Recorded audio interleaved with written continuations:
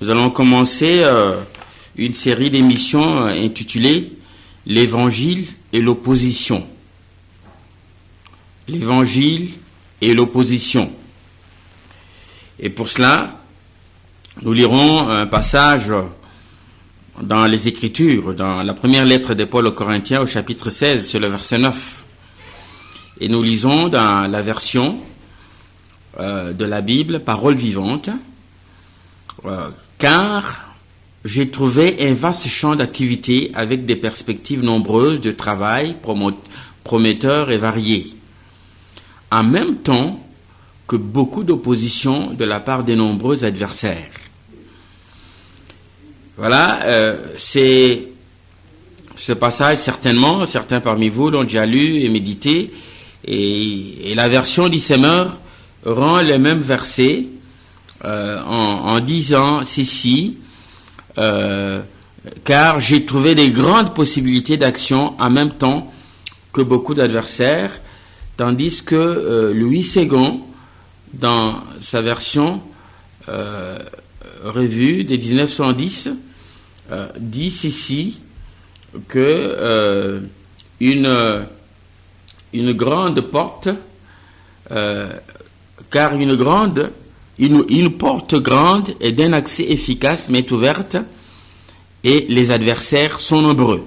Permettez qu'on récapitule un peu la lecture de ces passages dans les différentes versions. Ça va bien nous aider à comprendre les choses que nous avons à cœur à partager. Donc, parole vivante, car j'ai trouvé un vaste champ d'activité avec des perspectives nombreuses de travail prometteurs et variés, en même temps que beaucoup d'opposition de la part des nombreux adversaires. Là, c'est la version parole vivante. Et la version Semeur, la Bible dit Semeur, car j'ai trouvé des grandes possibilités d'action en même temps que beaucoup d'adversaires. Et Louis Ségon, édition revue 1910, car une porte grande et d'un accès efficace m'est ouverte et les adversaires sont nombreux. Amis auditeurs, nous sommes donc en train de parler de l'évangile et l'opposition, c'est-à-dire l'opposition face à l'évangile. Nous devons être précis dans cette émission introductive de cette série. L'évangile connaît l'opposition. Il y a des opposants à l'évangile. Comment est-ce que les dictionnaires bibliques expliquent le mot opposition? Le mot opposition est expliqué comme ça dans le dictionnaire biblique. C'est la position d'une chose placée vis-à-vis d'une autre en sens contraire ou de façon à lui faire obstacle. Donc l'opposition, c'est quoi? Ce sont toutes les choses qui sont placées vis-à-vis de l'évangile pour contrecarrer l'évangile. C'est, en d'autres termes aussi, une position de quelque chose ou de quelqu'un pour faire obstacle à l'évangile. Il y a énormément de versets. Bien sûr, dans la série, nous prendrons quelques versets des Écritures qui nous parlent de l'opposition à l'évangile, mais nous ne prendrons pas tous les versets parce qu'il y en a beaucoup, mais nous comprenons déjà que c'est une réalité qu'il faut regarder en face. Quelle réalité? L'opposition à l'évangile est une réalité qu'il faut regarder en face, qu'il faut considérer avec sérieux, parce que quand il y a quelque chose qui fait obstacle à ce que nous avons comme activité, quand quelque chose qui fait obstacle au discours que nous sommes en train de prononcer, quand il y a quelque chose qui fait obstacle aux objectifs que l'on veut atteindre, c'est à considérer avec sérieux pour voir comment arriver à vaincre ou à surmonter cet obstacle-là ou ces obstacles-là. Donc, alors, s'opposer, nous sommes en train de définir un peu le concept. S'opposer, ça signifie tout simplement faire obstacle à. Faire obstacle à. Et à ce propos, nous venons de lire le passage d'un Corinthiens 16:9. Nous pouvons lire aussi le passage d'un Timothée, verset 20. 1 Timothée, chapitre 6, verset 20. Nous lisons ceci dans la version seconde, édition revue 1910. Ô Timothée, garde le dépôt en évitant les discours profanes. Ô Timothée, garde les dépôts en oubliant les discours profanes. C'est-à-dire que le dépôt, en oubliant, en évitant les discours profanes, et le verset 21 dit, et les disputes de la fausse science, dont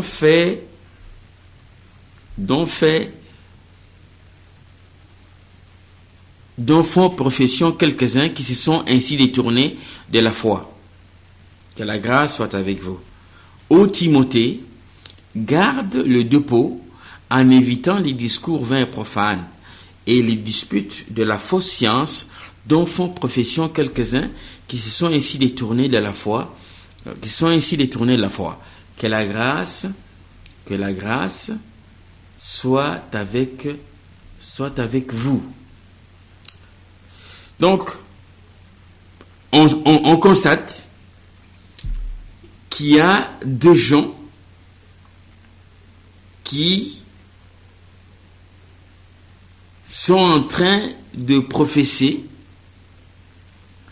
une fausse science face à la vraie science qui est la vérité de l'évangile.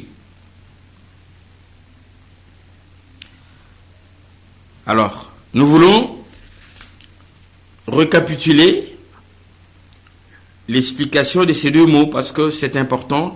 La suite de toutes les émissions que nous aurons dans cette série, elle ne peut pas être bien saisie si on n'a pas compris cela. Opposition, ça signifie quoi? Une position d'une chose placée vis-à-vis d'une autre en sens contraire ou de façon à lui faire obstacle. S'opposer ou opposer, c'est faire obstacle à quelque chose. Alors, l'apôtre Paul, qui était ministre de l'Évangile, il affirme quelque chose de très grave. Il dit que j'ai trouvé un vaste champ d'activité avec des perspectives nombreuses de travail, prometteurs et variés, en même temps que beaucoup d'opposition de la part de nombreux adversaires. C'est qu'au fait, nous ne pouvons pas séparer l'annonce de l'évangile avec l'annonce de l'évangile sous forme de prédication, d'enseignement, d'exhortation. On ne peut pas dissocier cela de l'opposition. Et nous voulons, amis auditeurs, à ce propos, que l'on soit très très objectif, parce que déjà d'emblée nous disons que l'objectif, ou si vous voulez, l'opposition en tant que stratégie, a pour objectif d'empêcher à ce que les âmes soient sauvées et d'empêcher à ce que celles qui sont sauvées soient édifiées pour croître, pour être perfectionnées. Effectivement, l'opposition fait obstacle au salut des âmes par l'évangile Et parce que le salut des âmes, c'est rien que par l'évangile, l'opposition fait obstacle à la croissance des âmes qui sont sauvées, et l'opposition fait obstacle au travail de l'évangile pour le perfectionnement des saints, pour la formation des disciples, pour la formation et l'équipement des leaders. Et nous constatons, à partir de ce qui est fait, de ce qui est dit dans ce passage, que concomitamment, quand l'évangile est annoncé, concomitamment, il y a un grand travail d'opposition qui est fait par les adversaires.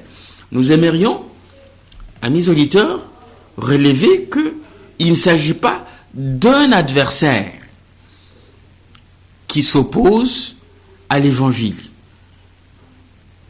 Il y a de nombreux adversaires. Ça devrait, à un niveau, peut-être faire peur. Quand on réalise, on découvre que les adversaires qui s'opposent à l'évangile sont nombreux. Ça devrait vraiment faire peur. Les adversaires qui s'opposent à l'évangile sont nombreux. Non, ça ne devrait pas nous faire peur. Ça devrait plutôt nous réveiller et nous donner à réaliser qu'être porteur de l'évangile, être ministre de l'évangile, être témoin de l'évangile, c'est tout un combat. Nous sommes dans une position d'antagonisme. Nous, qui sommes porteurs de l'évangile, qui sommes annonciateurs de l'évangile, qui sommes communicateurs de l'évangile, nous sommes dans une position d'antagonisme, et en face de nous, l'Écriture nous parle non pas d'un adversaire, mais d'un grand nombre d'adversaires. D'un grand nombre d'adversaires.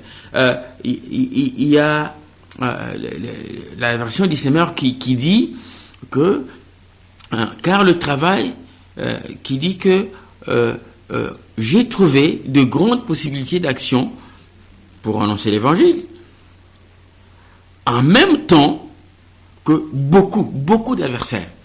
En fait, on peut dire en d'autres termes que face à ceux qui travaillent à l'évangile, face à ceux qui veulent témoigner de l'évangile, annoncer l'évangile, évangéliser, ceux qui exploitent l'évangile, ceux dont le message essentiel est l'évangile. Nous le verrons dans cette série d'émissions, il y a des gens qui disent annoncer l'évangile, mais en fait, ce qu'ils annoncent, c'est pas l'évangile. Alors, mais ceux qui, d'une façon authentique, annoncent l'évangile, nous devons être conscients que en face de nous, il y a beaucoup d'adversaires, c'est-à-dire il y a toute une armée. Il y a toute une armée pour s'opposer à nous. Bon, constatons ceci, amis auditeurs, que quand quelqu'un se lève pour exhorter, en s'appuyant sur l'évangile, parce qu'on peut exhorter en s'appuyant sur la morale. On peut aussi exhorter, encourager en s'appuyant sur la science, vous savez, ou sur la philosophie, ou sur la psychologie. Non, quand quelqu'un se lève pour exhorter, en s'appuyant sur l'évangile, il doit être conscient que face à lui, il y a toute une armée. Il y a toute une armée qui cherche à s'opposer à ce qu'il fait. Et c'est quoi ce qu'il fait? L'annonce de l'évangile. Donc, peut-être que pour d'autres, c'est une information, mais pour beaucoup, c'est pas du tout une information. Ils savent que en face de nous, nous avons une armée, avec pour commandant Satan. Alors, nous aimerions, avant d'aller plus loin, considérer quels sont ces adversaires-là qui s'opposent à l'évangile. Donc, quels sont ces adversaires-là qui sont nombreux? qui s'opposent à l'évangile. Peut-être que ça va nous surprendre, parce que vous savez, amis auditeurs, Paul, en tant que ministre de l'évangile, dans ce verset 9 d'un Corinthiens 16, pouvait dire, car j'ai trouvé un vaste champ d'activité avec des perspectives nombreuses de travail prometteurs et variés, en même temps que beaucoup d'opposition de la part d'un adversaire. Alors là, on comprendrait que l'adversaire qui fait opposition à l'évangile, c'est Satan. Il est seul. Il n'y a pas de Lucifer dans le monde, visible et invisible. Il n'y a pas de Satan. Il n'y a qu'un seul Satan. Donc Paul pouvait parler ici. Il pouvait dire, voilà, en même temps, beaucoup d'opposition de la part de l'adversaire. Mais il dit de beaucoup d'adversaires. Donc, être conscient qu'on a beaucoup d'adversaires qui s'opposent à l'évangile. C'est efficace pour nous, ça va nous aider à ne pas nous relâcher, ça va nous aider à ne pas décourager, ça va nous aider à persévérer, ça va nous aider à trouver des stratégies avec le Saint-Esprit et avec les Écritures pour remporter des victoires. Nous qui avons pour mission, pour fardeau et pour vision, annoncer l'évangile. Mais qui sont les adversaires? Je voudrais commencer par ceci. Il y a les maladies physiques, par exemple. Nous parlons des maladies. Les maladies, c'est-à-dire nous voulons parler des problèmes de santé. Vous voyez quelqu'un qui doit annoncer l'évangile. Je me souviens, il y a plusieurs années de cela, un dimanche matin, c'est moi qui devais parler à l'église. Subitement, je suis attaqué par une très très forte fièvre. Une très très forte fièvre. Et là, j'ai réfléchi, j'ai dit mais c'est pas possible. À 7 heures, une heure presque avant le culte, est-ce qu'il faut que j'appelle l'un des frères, pasteur, parmi mes collaborateurs, pour qu'il puisse apprêter un message? J'ai dit non, ça va le bousculer, ça va déranger. J'ai dit je suis attaqué par une forte fièvre, et malgré ça, je m'étais déjà préparé à annoncer l'évangile. Je veux aller annoncer l'évangile. Et je suis allé à l'église, on s'est salué avec le frère, et je leur ai pas dit que j'étais malade. On a commencé le culte, je faisais vraiment une forte fièvre. Et puis, quand c'était le moment de la parole, on m'a invité à porter la parole. J'ai commencé de prêcher. Et pendant que je prêchais, j'étais guéri. Complètement guéri. Complètement guéri. Et j'ai pu faire plusieurs mois sans faire de la fièvre, sans tomber malade. Donc, on se rend compte qu'il y a des maladies, il y a des circonstances, il y a des épreuves qui s'opposent